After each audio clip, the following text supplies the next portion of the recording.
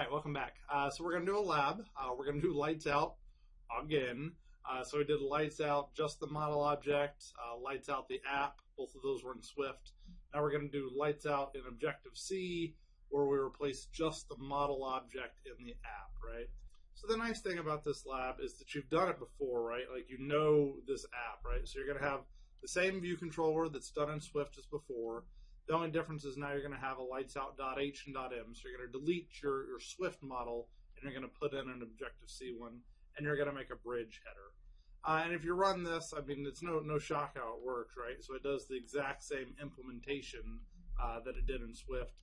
The neat thing about changing the implementation is users don't know the first thing about implementation, right? So who knows how somebody chose to make an app.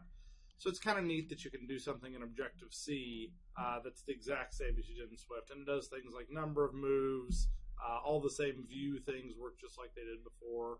iPhone, iPad, you get all that for free because you're going to copy the solution to your last lab. Hopefully you still got that solution handy so you don't have to remake it.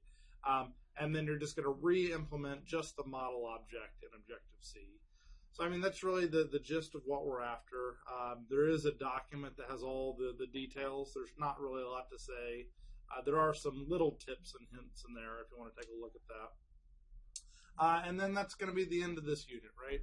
So this is actually kind of the end of the Objective-C stuff. So we redid all the things that we did in Swift. We did color sliders, scorekeeper, tic-tac-toe, and lights out. So we've kind of recreated these things in Objective-C. So you can see it's not quite as fancy as Swift, but it's definitely functional.